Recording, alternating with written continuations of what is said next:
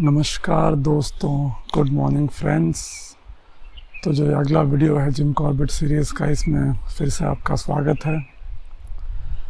आज की वीडियो में मैं आपसे दो ऐसे इंसिडेंट शेयर करूंगा जो इस कहानी में बहुत ही ज़्यादा इम्पोर्टेंट हैं और ये दिखाता है कि जिम कॉर्बेट ने किस तरीके के एफ़र्ट किए और किस तरीके से अपनी जान को जोखिम में डाला इस आदमखोर को मारने के लिए।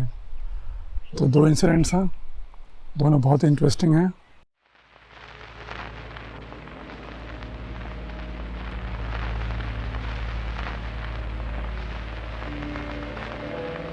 एक सुबह आदमखोर के पदचिन्हों का पीछा करते हुए जब जिम कॉर्बेट चट्टान के ऊपर बैठे एक टूटे हुए पहाड़ के हिस्से का निरीक्षण कर रहे थे तो उन्हें दो आदमी मिले जो नीचे बाजार की तरफ जा रहे थे।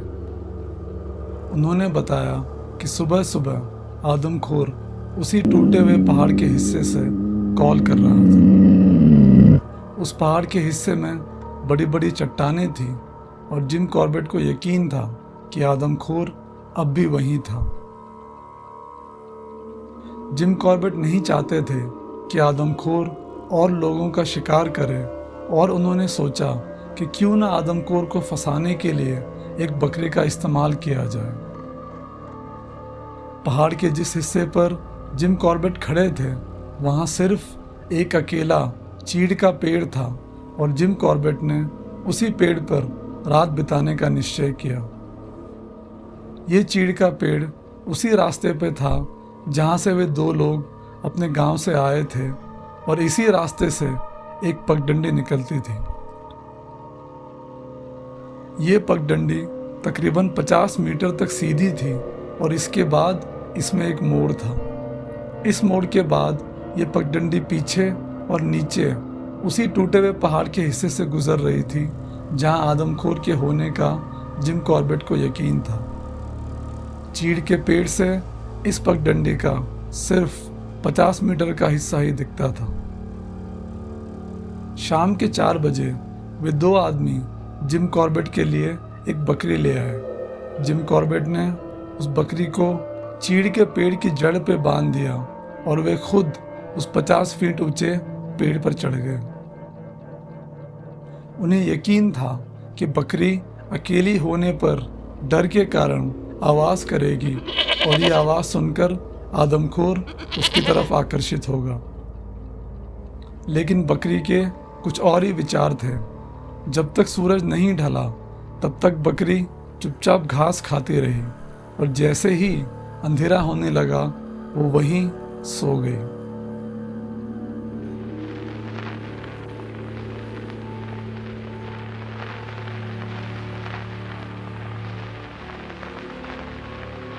जिम कॉर्बेट लिखते हैं कि इंसान के वोकल कॉर्ड्स काफ़ी लचीले होते हैं और प्रैक्टिस से इंसान कई प्रकार की आवाज़ें निकाल सकता है। जिम कॉर्बेट ने अपना सारा जीवन जंगल में ही बिताया था और वे जंगल की एक एक आवाज़ को बड़े अच्छे तरीके से पहचानते थे। मीटिंग का मौसम अभी ख़त्म नहीं हुआ था और जिम कॉर्बेट ने निश्चय किया कि वह खुद उस आदमखोर को एक मादा की कॉल करके अपने पास बुलाने का प्रयत्न करेंगे।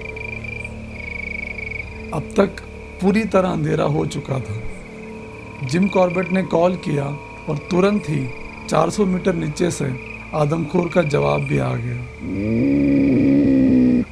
5 मिनट के बाद उस आदमखोर ने दोबारा कॉल किया और इस बार उसकी कॉल 200 मीटर दूर उसी रास्ते से आई जो उस मोड़ से पीछे और नीचे जाता था। जिम कॉर्बेट ने दिशा का अंदाज़ा देने के लिए उस कॉल का जवाब दिया और वे इंतज़ार करने लगे। 3 से 4 मिनट के बाद आदमखोर ने फिर कॉल किया। अब वो उस मोड़ से सिर्फ 50 मीटर पीछे था। आदमखोर उसी पेड़ की तरफ आ रहा था जिस पर जिम कॉर्बेट उसके इंतज़ार में बैठे थे। बस कुछ मिनट और।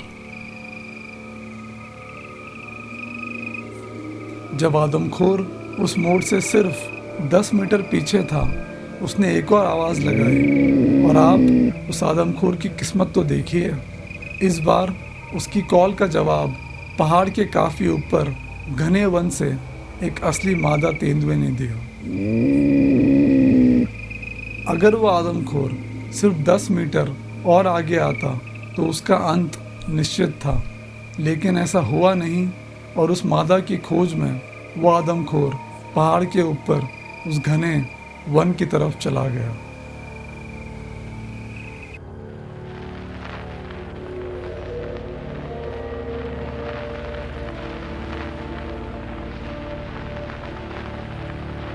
चीड़ के पेड़ पर मिली असफलता के बाद कई दिनों तक जिम कॉर्बेट का आदमखोर से संपर्क टूट गया और उन्हें उसकी कोई जानकारी नहीं थी। एक दिन उन्हें बताया गया कि यात्रा मार्ग से 7 मील ऊपर एक गांव में तेंदुए ने एक गाय मार दी थी और लोगों को ये शक था कि वह गाय आदमखोर ने मारी थी, क्योंकि पिछली रात आदमखोर ने उसी गांव के एक घर में घुसने की नाकामयाब कोशिश की थी। गांव के कुछ लोगों के साथ जिम कॉर्बेट उस गधेरे में गए जहां वो गाय मरी पड़ी थी। गधेरे के एक तरफ बड़ी बड़ी चट्टानें और घनी झाड़ियां थी और दूसरी तरफ कुछ छोटे छोटे पेड़। इनमें से एक भी पेड़ बैठने लायक नहीं था और जिम कॉर्बेट ने उस गाय से 30 मीटर दूर एक चट्टान के नीचे जमीन पर बैठने का निश्चय किया। उनके इस फैसले का गांव वालों ने बहुत विरोध किया, लेकिन क्योंकि वो गधेरा काफ़ी अकेली जगह पे था तो जिम कॉर्बेट को यकीन था कि आदमखोर उस गधेरे पे शाम के वक्त ही आ जाएगा और उन्हें पूरी रात वहाँ बैठने की ज़रूरत नहीं पड़ेगी।